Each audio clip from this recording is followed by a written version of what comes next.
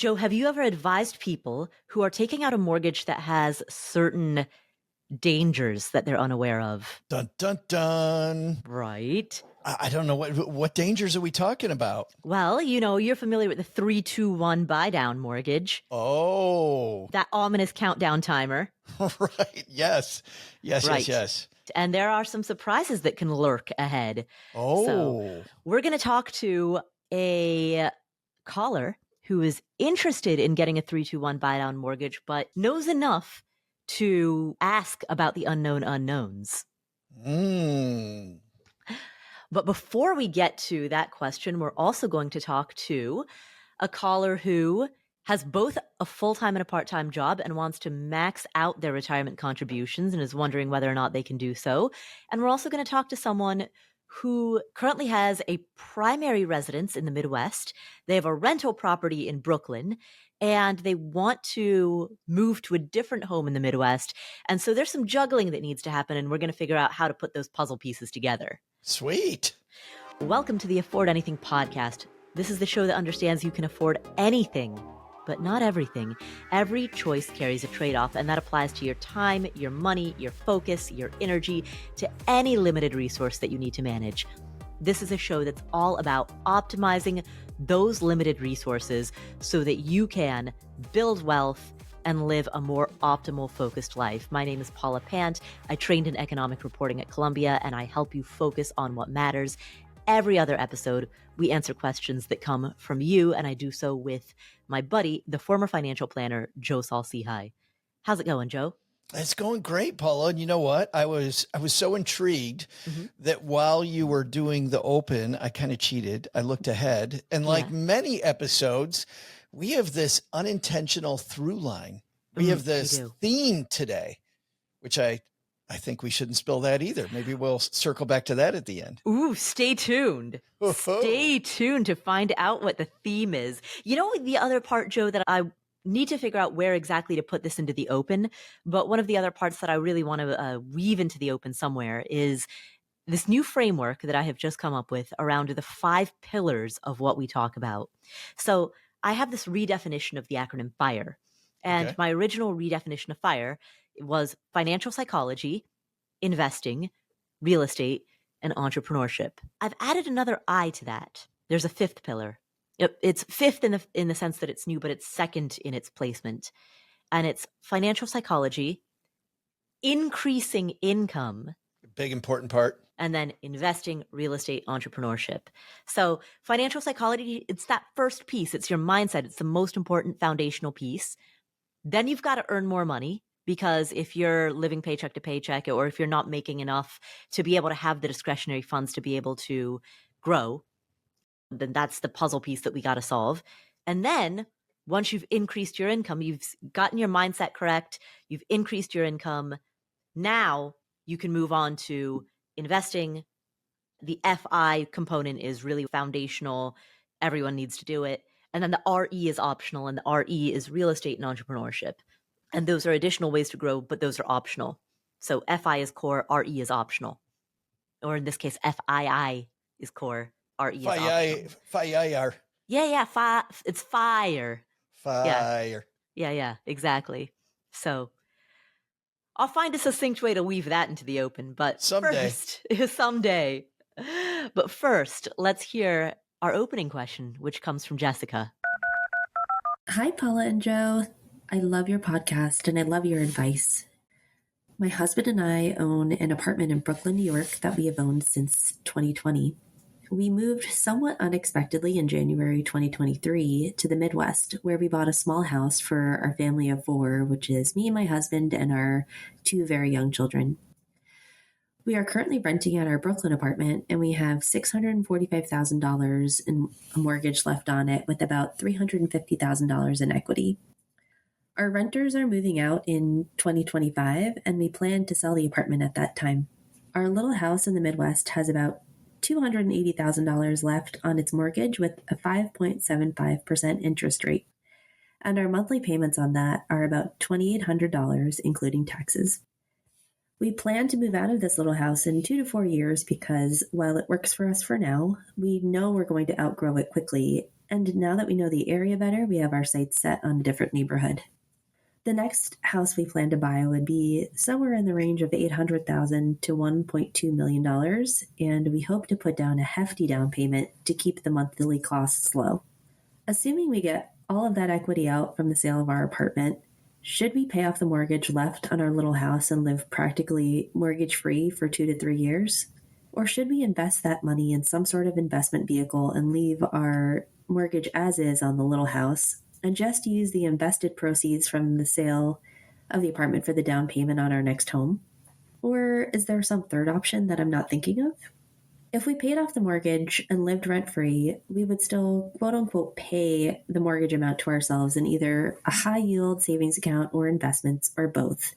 But my biggest concern with paying off the mortgage is that the market in the area where we live has been super tight for several years with very limited inventory.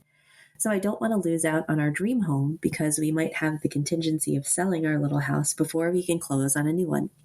Thank you so much. I really appreciate it. I feel like, Paula, Jessica's question is what I refer to as a Beauty and the Beast question. Remember the movie Beauty and the Beast? I love that movie. Did you know that was based on a true story? There really was a beast living in the woods in France? There was a gentleman who had a medical condition that made him abnormally hairy. And he had an arranged marriage to a young woman. So that was the true story of Beauty and the Beast. He was so hairy that he traveled with the circus as a showpiece. Wow. Right? So it was a sad life for the whole family. But that was the true story behind Beauty and the Beast. Who are you? How do you know that? Are you going to start telling me about Star Wars next? I've never seen it. No, yeah, there we go. Now she's back. Yes. You know, Beauty and the Beast, Tale as Old as Time, right? Is that beautiful song. Tale as Old as Time. This is a tale as old as time, Paula. Everybody's like, do I pay off the mortgage or do I invest the money? And there's lots of different scenarios where this tale as old as time exists. Do I put extra money toward the mortgage? Do I invest it for retirement? In this case, moving to the Midwest and I'm building my life there. Now I know what life I want to live. Do we live mortgage free? There's so many different places where this seems to come up in financial planning that I think most people are going to deal with this at some point. Do I pay off a debt? Right. Or do I invest the money? The first thing I want to address, though, is actually neither of those. I want to talk about her question for just a second because I think she did something really great. The average person is going to change jobs at least 7 times during their career. That number might even be higher now than when I saw this a few years ago. But when you change jobs, there's a likelihood that you may change cities where you live. Certainly more people going online now, so maybe not. But if you do, this idea that they bought a small house and now that she's lived there for a while, now she knows what neighborhood she wants to live in. A big mistake that lots of people make is they will spend a bunch of money on a new house in a city that they don't know anything about. And then a few years later, they go, man, I shouldn't have moved here. Mm-hmm. I should have moved someplace else. And those early years in a house, you can't get those transaction costs back. And the issue with real estate is that there's a fairly high transaction cost. And not just that, the Home Depot cost of fixing up the house, making it the way you want it, a new paint, new whatever, like all of these costs associated with moving to a new house, those are so big. So I love the fact that they didn't find their dream house right away. They moved, they got to know the town, and now she's wondering, do we take the money from our Brooklyn property and now invest it or do we leave it free? The math. So let's talk about this. I think there's 2 different things going on here. The math on one end says that you should invest the money because the reason real estate's a fantastic investment and the reason why real estate keeps up with the S&P 500 over long periods of time is not because the value of property keeps up with the S&P 500. It's because real estate is purchased with leverage, and because you can then use that leverage to grow your money elsewhere and own the property at the same time makes real estate an incredibly attractive investment. But when you sink money into property and decrease your leverage, it's going to, especially your primary residence. Yeah, that's exactly what I was going to say. The math for a primary residence is different than the math for a rental property. A rental property is income producing. A primary residence is income consuming. It's going to slow it down. Well, it exponentially then slows down the velocity of that money when you sink it into a property. Even if then that frees you up on a month-to-month basis. Now I don't have to worry about the mortgage. I can take that money. I can do whatever I want with it. Additionally, if she puts the money into the house and lives mortgage-free and says that I'm going to now take that money and I'm going to use it in an investment manner. I'm going to invest it here. We tell ourselves that all the time as people. And I will tell you, we don't do that, because now I feel this freedom with this monthly payment. I take the monthly payment and my brain, very smart, my brain says, I've got all these things I need to use it for just a few months. I'm going to do something else. Right. And for people not watching us, I'm using air quotes, for just a few months, or it might be just for the first month. Just for a month, I've got these other things that I got to clear up. And then it becomes just a few months. And then it becomes just for a year. And then you're like, oh yeah, I was going to put that money someplace else. Behaviorally, if we don't give ourselves that freedom and we automatically invest, this is why your 401k is such a great vehicle at work, or a 457 is a great vehicle at work, because it's automatic. If we make it automatic, a mortgage payment is beautiful because it's automatic. We automatically then save it. So using that monthly number, can it work? It absolutely can. And that freedom is a fantastic freedom, but behaviorally, I've seen people not do that. This is so multifaceted, and I know people are waiting for Joe to actually answer the question. Yeah.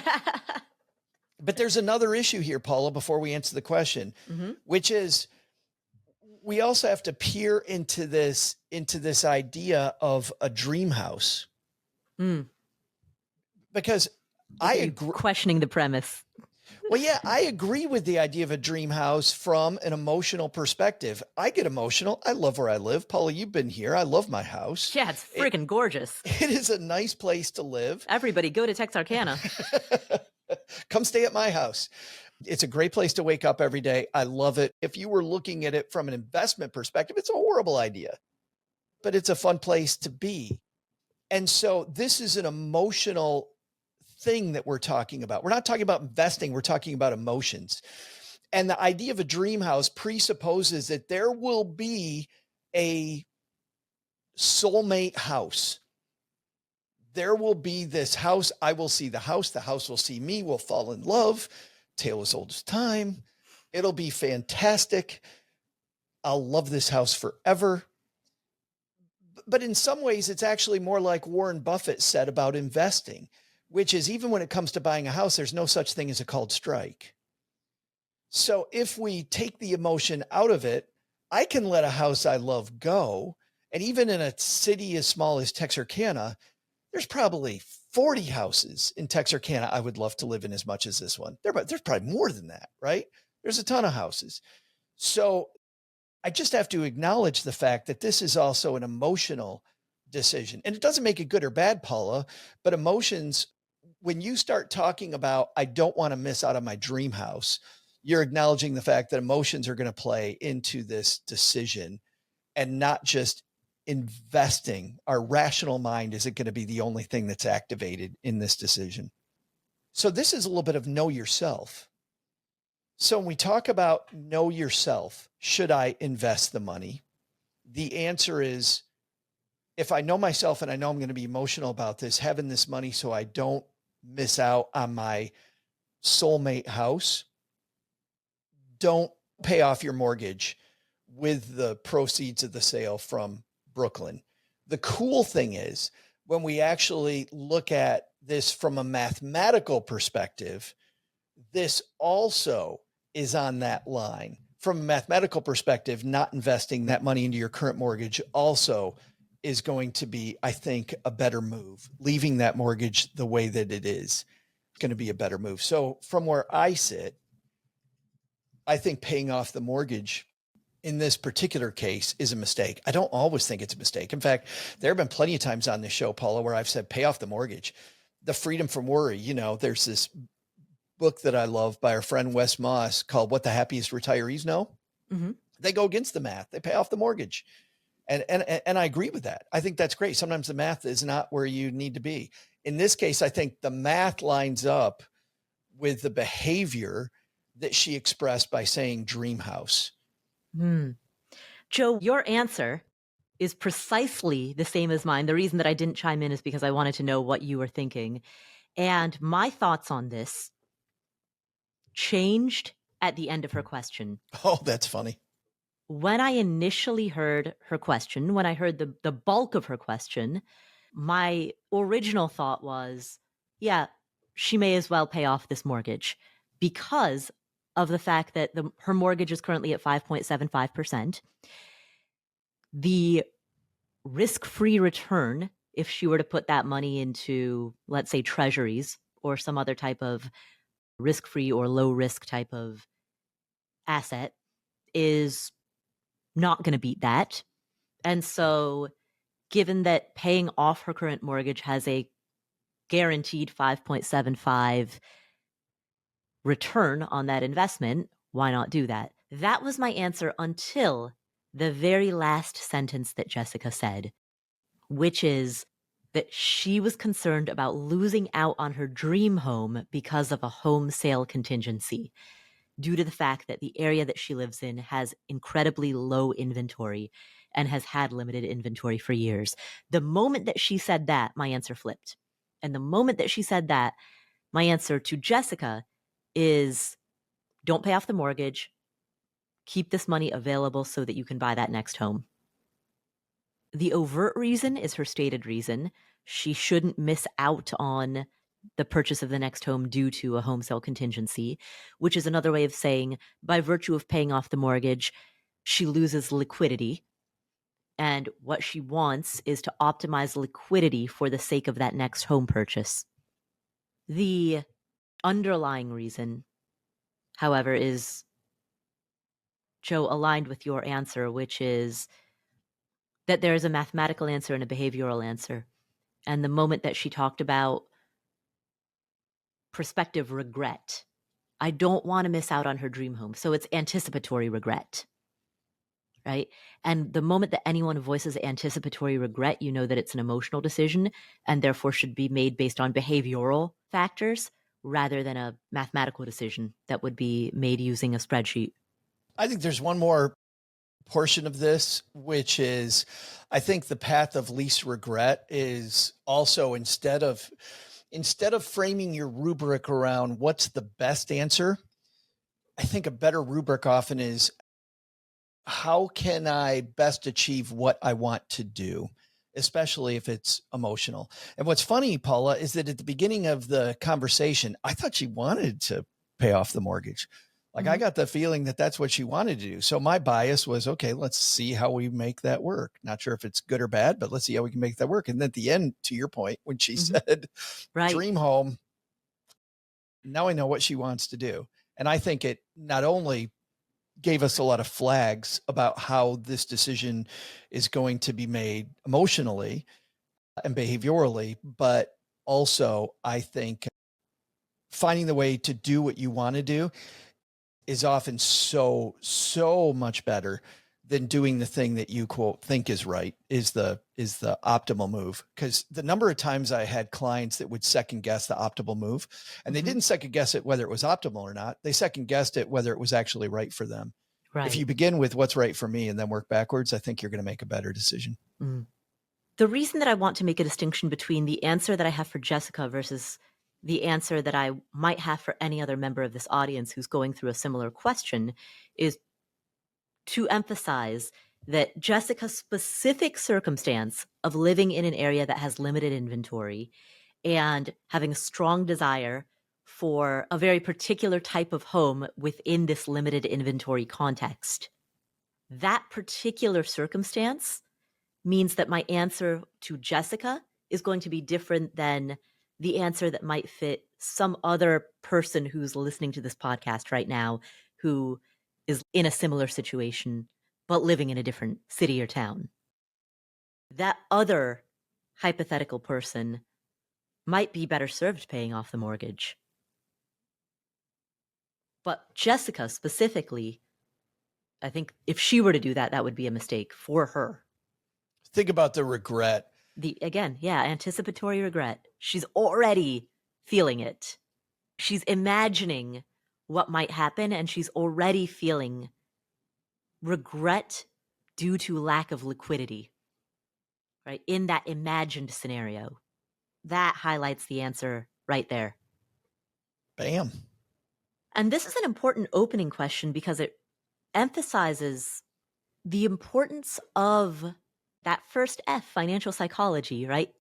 It emphasizes the importance of behavioral and emotional considerations when making these decisions that appear on the surface to be mathematical. That's where personal finance is distinct from corporate finance. It isn't just in the relative simplicity of personal finance as opposed to corporate finance. It's also in the fact that behavioral and emotional considerations are inseparable from the rubric. I'm reading this book right now. It's called Finance for Normal People by Mir Statman. He talks about how standard ideas about finance that emerged in the 1950s argued that humans are rational and make decisions that are in their rational best interests, and that any deviation from that is irrational behavior. Where the field of behavioral finance and behavioral economics has evolved is the argument that people are not rational, people are normal. And normal people have mental models that, strictly speaking, do not make sense in the cold light of a spreadsheet. It's super interesting because as you're speaking, I'm thinking that you have these two paths in front of you. You can make the decision thinking that I'm going to be able to shove these emotions in a pocket and not have them affect my decision, which I think often we try to do. When I was a financial planner, I worked with a lot of engineers. Engineers are specifically susceptible to this. I will take my emotions, I will shove them in my back pocket. They will not factor into this. It's going to be spreadsheet only, and I will go with whatever the spreadsheet says. And I think somehow those emotions always find a way to escape that pocket, and they come out in a myriad of ways. Right. Or we can say from the very beginning that I know my emotions are going to factor into this decision. And I love your word anticipatory, but I think we can use anticipatory not as a defense, but as a weapon, you know, to say, if I anticipate what my emotions are going to be around this, then I can use my emotions as a tool to help me not just not regret the decision, but even to make a better decision for me. Like, not regret is making sure that I don't fall below zero on my emotional line. You know what I mean? If emotional neutrality is zero, trying to avoid that regret means I'm not going to fall below zero, but I can actually go above zero into emotional positivity range. And if I know ahead of time what's going to spark the most joy, then I know that I know. People got to go back and listen to past episodes to get that one. But if I know what those are ahead of time, Paula, I can then use it in my favor. People might wonder, okay, how do I do that? Like, how do I know which one is going to spark the most joy? And I think that's scary for a lot of people, like looking off into the void and going, how do I know that?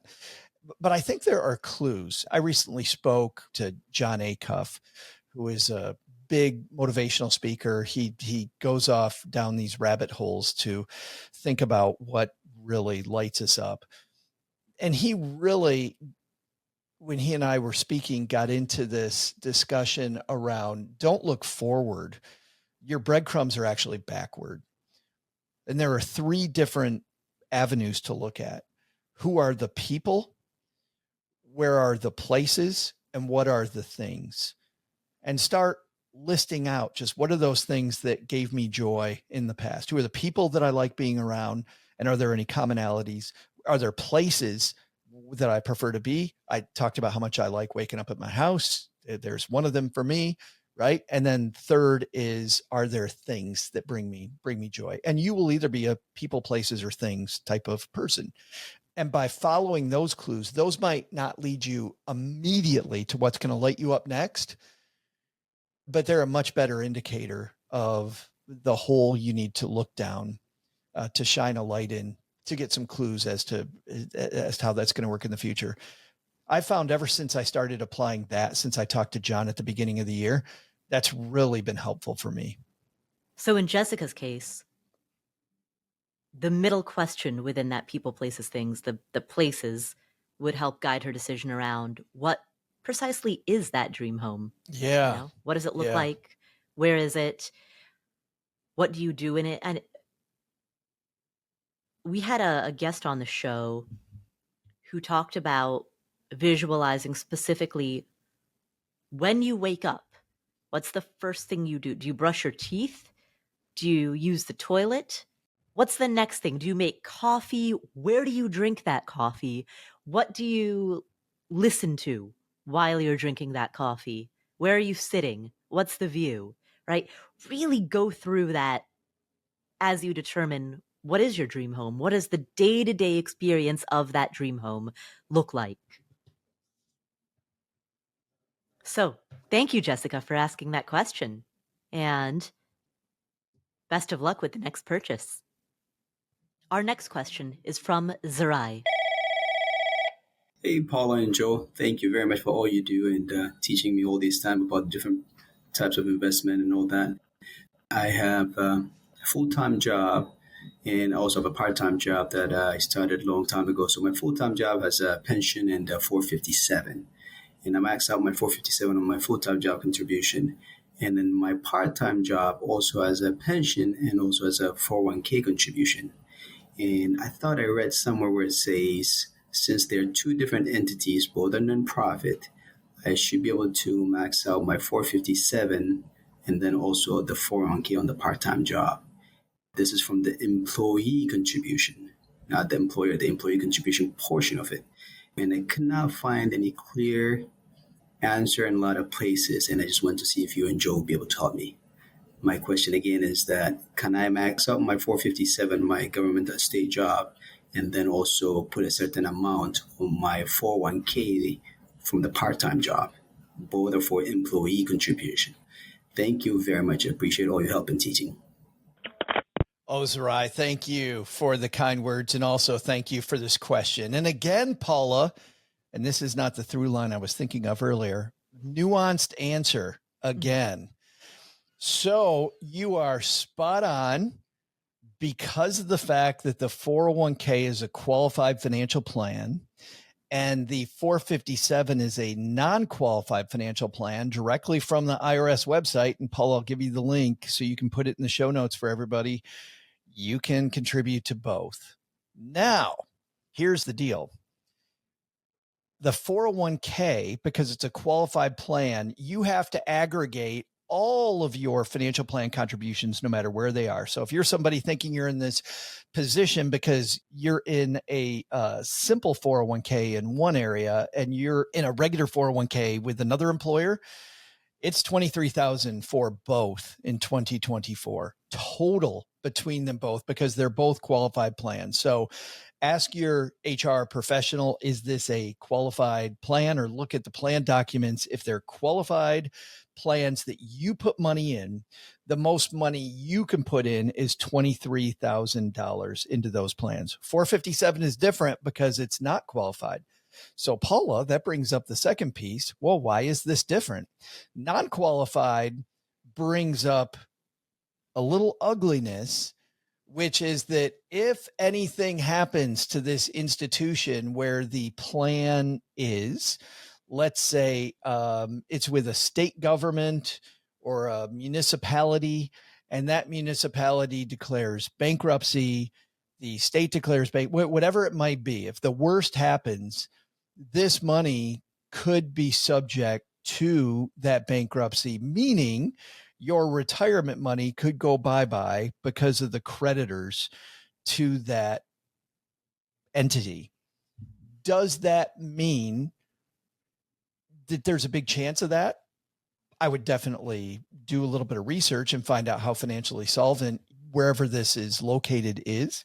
I would dive into that.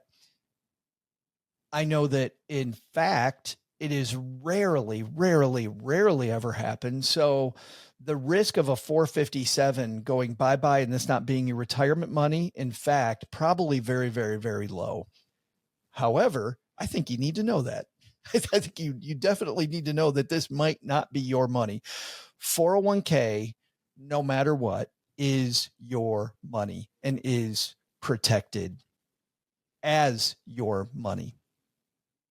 There are some other rules that you need to know about a 457. Let's start with the cool side, Paula. This is really neat. If you are eligible for catch-up contributions because you're an older saver, you can put additional money into this because of the fact that the government said, hey, if you haven't put enough in when you were younger and now you're really throwing cash at it, you can throw more money. It's even more with a 457. A 457 allows you to also put in funds to make up for money you didn't put in when you were younger. And I won't get into the granular details of this, but if you've been eligible for a 457 for a long time and you didn't max it out every year, you might be able to make up for all those lost contributions that you didn't make as well. So you can not only max this thing out, you can you can just shovel money into that 457. That's incredible because most retirement plans do not allow for anything like that. No, most plans are use it or lose it. Now that's a catch-up contribution. Without the catch-up provision, so I want to back up for just, without the catch-up contribution, there is a negative piece to the 457, which doesn't exist with the 401k. 401k, that 23,000 number, Paula, is your contribution, right? $23,000 a year is the limit before we get to any of this catch-up stuff. With a 457, it's the combination of you plus employee. It's any money that goes into the plan, no matter who put it in, it's $23,000. So 23,000 is still the number, but if your employer is doing any type of match, that's going to be included in the 23,000. So you can put in 23,000 on the 401k side. Then your employer matches it on top of that, not included in 23,000. 457, you put in your money and employer match, those count toward the 457.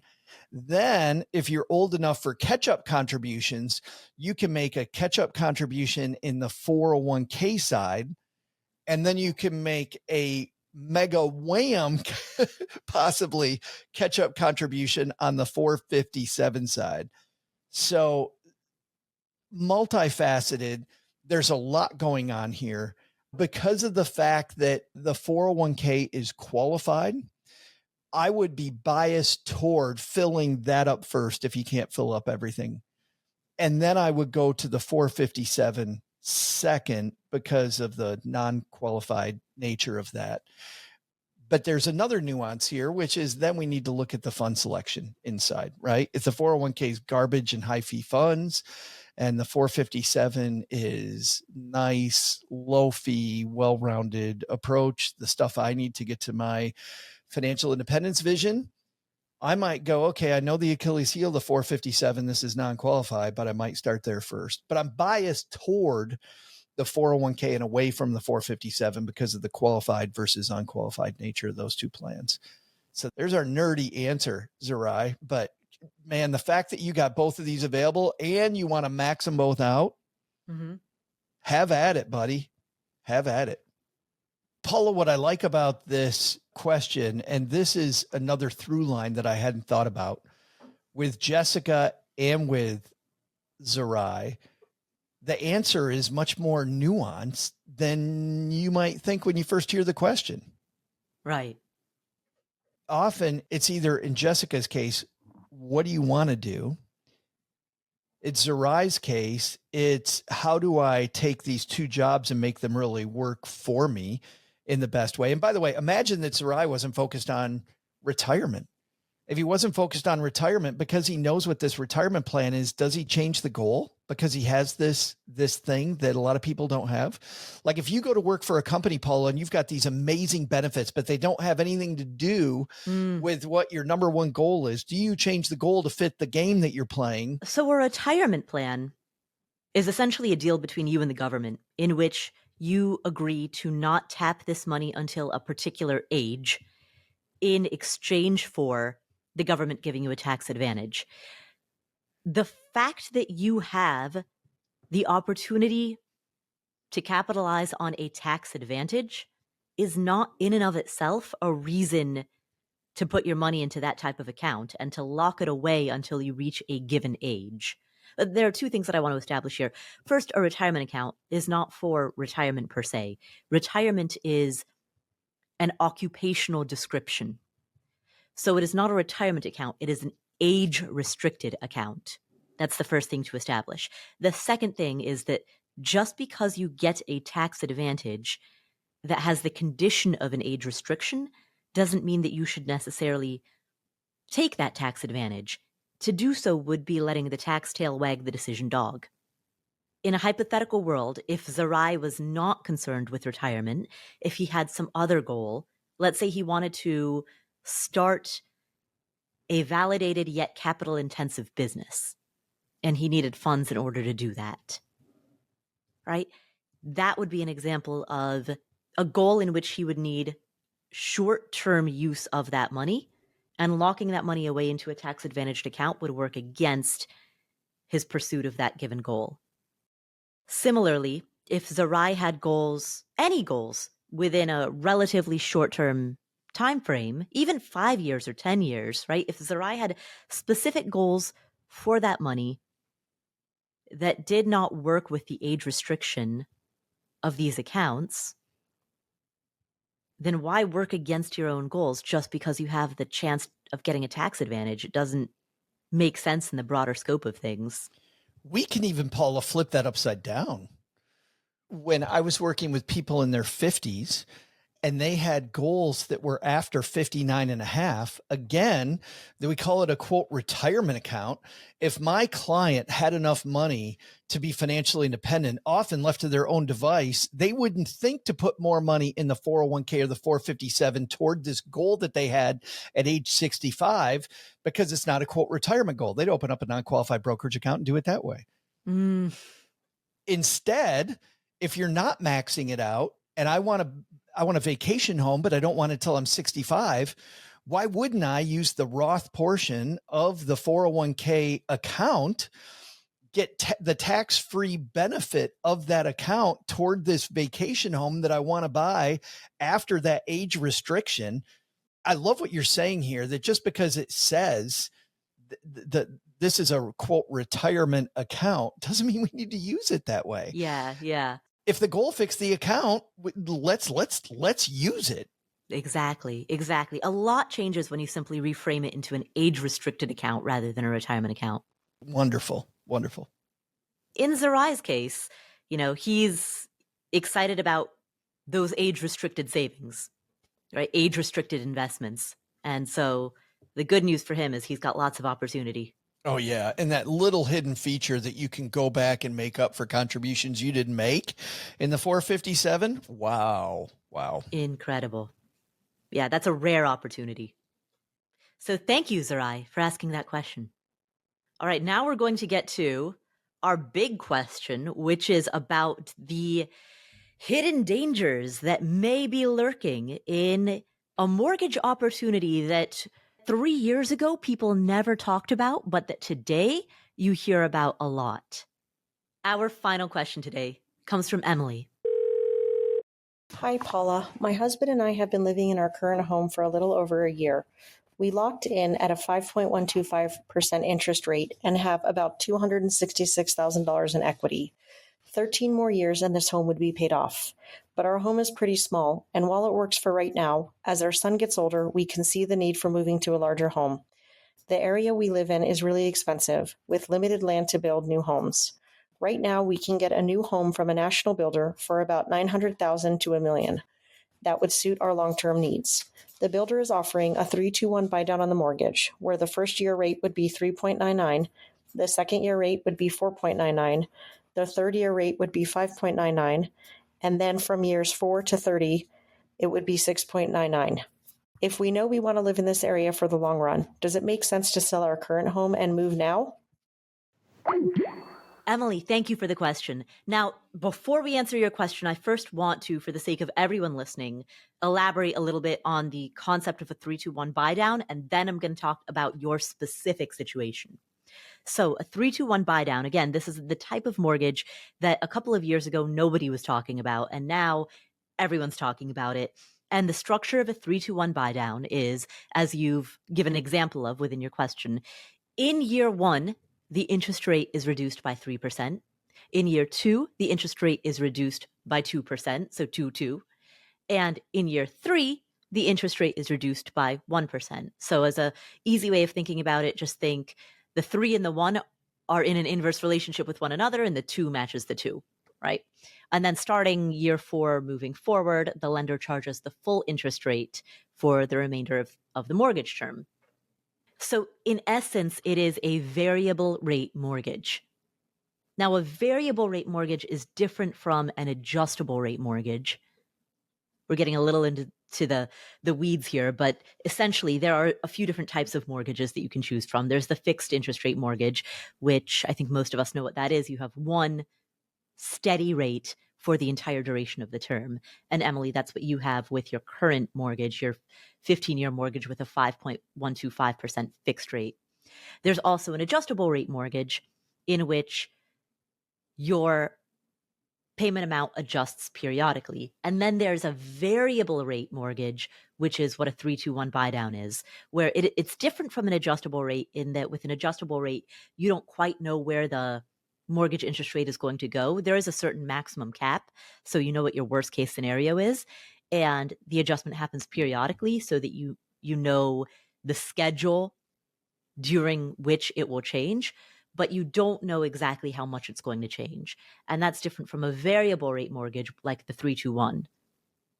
Again, this is a relatively unusual and little known type of mortgage that a few years ago no one talked about. And now these types of mortgages are becoming increasingly popular because builders are offering these as incentives to get people to buy, because we are now in a situation where most existing homeowners have golden handcuffs and don't want to go from a lower mortgage interest rate to a higher mortgage interest rate. And so this is a way of softening the blow for people in that golden handcuff scenario. Which I think raises the important point. I think that if she does this, and we can dive into that more later, Paula, but if you do it, I don't think that you can make this decision based on the blow softening portion of this loan. You have to look at those later years and the full frontal attack of how that's going to affect your cash flow later on. Yep, that's exactly what I was going to say. So the thing that strikes me about Emily's question is that the bulk of her question focused on the mortgage itself, right? She said she's got a 15-year mortgage. They bought this home a little over a year ago, so they are really new into this home. They more or less just purchased it. To be in your home for only a year and to already be thinking about selling that home and moving into a new one and shouldering all of the transaction costs that come with the purchase and then later the sale of a home, that's a very rapid change. And certainly in the future, as Emily said, in the future, they want a larger home. To hasten that move purely on the grounds of having the opportunity to lock in a variable interest rate, that in and of itself does not seem like a sufficient reason to hasten a move. Because, Emily, once you move into this new home, assuming it's a more expensive home than the one you're currently living in, everything from your insurance costs to your property tax costs to even the cost of utilities, assuming it's larger square footage, all of those costs are going to rise. So the moment that you move to a different, larger, more expensive home, you're going to be paying all of the costs associated with maintaining that bigger home. The heating, the air conditioning, the property taxes, all of it, the insurance, all of that, right? If you can save yourself those costs by living in a smaller and less expensive home for as long as you're happy with that home, why wouldn't you do so? I don't see the 3-2-1 mortgages being a compelling reason to upgrade your lifestyle sooner than you need to. No, what it does though is it shows us the builder's motivation though. Right. Which I think is an important thing when we're talking about negotiation, which I want to get into here in a second. But before that, I think, Paula, this is exactly why I don't even start this discussion here. Yeah. I don't start with, is this a good deal? I don't start with anything. Here's where I start. This goal, because it's more expensive than where you currently are, is directly competing against your other goals. Mm-hmm. So my question then becomes not this goal, how am I doing toward those goals? Because if I'm doing great toward those goals, then by all means, if this makes you happier, let's do it. Let's do that right now. If it's not going to affect your retirement goals, your other goals, whatever those are, then let's do that. But if this is going to make it so you can't put as much money toward reaching, let's say, your financial independence goal or any other goals you might have, and those have college savings. Yeah, if that's a thing, like whatever it might be, if this directly affect, which it will, if those aren't already spoken for, then certainly I'm then putting this off, assuming that, Paula, to your point, that you're happy living where you are, and I make that move at the time that suits you best versus taking advantage of this carrot that the builder's putting in front of you. That's where I start this discussion. Right. Not with, is this good or bad? How does it affect everything else? And my answer for Emily is going to be different than my answer to, any other hypothetical person in a similar situation, because what Emily expressed in her voicemail is that the home that she and her family are currently in works for them now. They are happy with it now. They anticipate that in the future, years from now, there may come a time when it no longer fits what they want. And so in the future, and she didn't indicate how far into the future that is, but maybe 2, 3, 4, 5 years from now, at that point, they may want a larger home. But given the fact that their current home, they just bought it a year ago, right? They're so new into that current home. Clearly, 1 year ago, at the time that they bought it, they had anticipated living in it for longer than a year. You would never buy a home if you only anticipate living in it for 1 year, right? So clearly, as recently as a year ago, they anticipated living in this current home for at least, I would guess, 3 or 4 years, if not longer, 5, 6 maybe. The fact that they're thinking about changing course now is not due to a change in circumstance. It's not due to an unhappiness with the current home that they're in. Quite the contrary. They're happy with the current home that they're in. Yeah. They're just thinking about hastening the upgrade because they have a variable interest rate that's been presented to them. So let's go into negotiation then, Paula. Builders have a reason why they're offering these incentives. And if a builder comes forward that they have this incentive, they will often give you other incentives as well. And anyone that's bought a new house knows this, that this is an area where you can negotiate. I can't walk into Target and say, I don't want to pay this amount for Cheerios. I want to pay less. Target employee is going to look at you and go, I can't do that. When you're talking about a new home purchase, you might be able to, because they've already told you that, hey, we're giving you these incentives, you may be able to negotiate even more incentives. So Paula, I think that if the other goals are spoken for, and she's able to get potentially a better deal now than she might be able to get 5 years from now, then I may lean the other way. But I'm still not starting here. But I think this idea of knowing how to negotiate really could factor big into her being able to, well, and let's take the 5 years off the table. Let's say that the builder's offering this and she's ready to go. Like being able to negotiate these incentives, I think she has the potential to be even more in the driver's seat than she thinks she is. And bear in mind, Emily, if you stay in your current home and you let's say 3 years from now, decide that that's the appropriate time to move into another home, number one, we don't know what interest rates are going to be in 3 years. And there is at least a reasonable chance, I don't want to make any predictions, and it's premature to make predictions 3 years into the future. No board member of the Fed would even do that. But there is at least a reasonable likelihood that interest rates in 3 years will be low enough such that you could potentially match or even beat the 5.125 fixed rate that you have today. Right? That's not a tough rate to beat. It's not like you've got a 2% or 3%, right? You've got above 5%, and that's on a 15-year, which a 15-year always has lower rates than a 30, right? You have a 5.1 on a 15-year. I don't think that's unreasonable to beat in a number of years from now, assuming inflation is under control by then.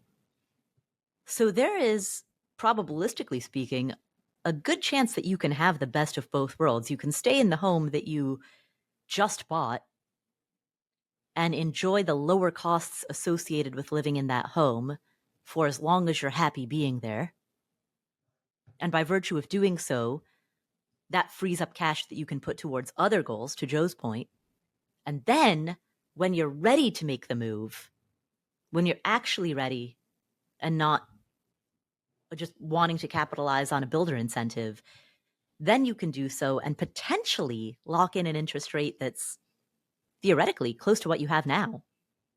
But I think this is a great discussion around not just what we do, not just the decisions that we make, but the when. Because in financial planning, the when is as important as the what. So, thank you, Emily, for asking that question.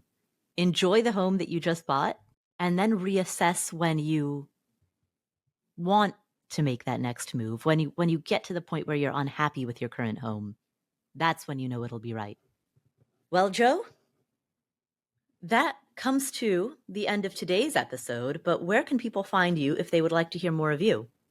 Oh, you can hear me and my friend Paula at the Stacking Benjamin Show. We call it the greatest money show on earth because we will combine very serious discussions about medical tourism with cat asthma. And you have to go back and listen to the Stacking Benjamin Show to know what the heck I'm talking about. Back at the beginning of the year, I spoke with the man I referenced earlier, John Acuff. It was a fantastic discussion about that. How do we figure out what's going to light us up in the future? Everybody talks about leaving a legacy, and that freaks a lot of people out. Well, instead of thinking about leaving a legacy, John dove into the first week of 2024, a better way that we talked about on today's show. So find that back the first week of 2024 at Stacking Benjamins, and you can hear that entire discussion. We'll link to that in the show notes. Joe, if you can send me that link, we'll just put it in the show notes. I can do that. Well, thank you. Thank you. Oh, we didn't talk about the through line, by the way.